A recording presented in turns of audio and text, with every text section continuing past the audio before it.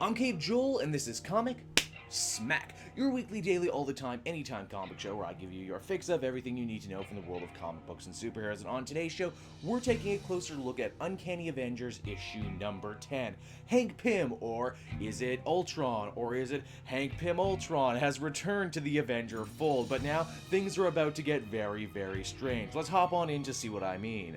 Alrighty then, so as the comic opens up, we can see the Avengers Unity Squad has been sent to deal with some rogue monsters from the Monster Metropolis. As the team makes a point of noting, hey, shouldn't Deadpool be here to deal with this? I mean, after all, he's married to the Queen of the Monsters, so shouldn't this be his thing? Yes, apparently the two have actually fallen out of favor, and you know what, I'm likely to believe this considering that Duggan writes the Deadpool book and this one, even though when last we saw Deadpool and his wife, they were fine, but whatever. Pymtron gets to use his new and amazing powers to show what an asset he could be to the team, and why even Janet the Wasp stops by for some extra assistance. And hey, fighting four-legged monstrosities in New York, why that's just begging for a Ghostbusters reference. After the fight, Hank and Janet get a chance to talk things over. Obviously, there's a lot that needs to be said between these two. Hank talks about how while he was confused at first being fused with Ultron, eventually the two managed to get along and fight for the greater good. Janet says perhaps he shouldn't throw himself back into the superhero gig so quickly. Maybe he should take some time to reevaluate his place and, you know, really just kind of chill out. Perhaps he should go back to their old favorite vacation spot near the beach. And if any of this seems slightly out of character for either Janet or Hank, well, as we find out, that's the point, because the Wasp goes to meet with Captain America, who was spying on the two from afar. This was actually one giant sting operation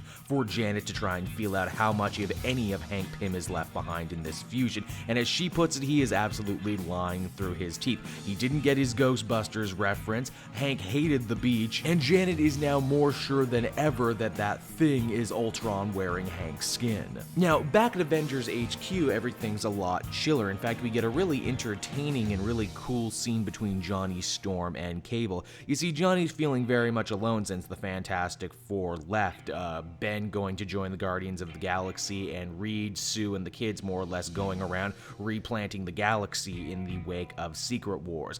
Johnny figures that being a time traveler, Cable would know if they ever got reunited. Unfortunately, Cable can't give him an answer, but he says not knowing is probably better. Oh yeah, and Deadpool is sure to ask a pitch-perfect question about whether or not Half-Life 3 will be released. It's at that point Pymtron comes strolling through the door, and instead of greeting him, Cable is actually quite defensive, saying, you know, there's a reason no one came looking for you out in space, Hank. It was because you sucked and no one cares. Tony Stark, Reed Richards, if those guys went missing, you know, oh, everyone would care and everyone would be after them, but you know, you a limp dick motherfucker, Hank. And wouldn't you know it, this verbal assault proves to be exactly what they need to push Pymtron over the edge and to reveal that it actually is Ultron under the skin. Ugh, geez, and you thought that Terminator endoskeleton stuff was creepy. This one takes a whole nother level. A massive fight breaks out before Janet and Captain America can make it back. Deadpool actually managed to get a drop on this Pymtron monstrosity with a special EMP bullet, but Janet doesn't want him to fire, fearing that there may actually be some bit of Hank locked away in there. The comic ends with Deadpool pulling the trigger anyway.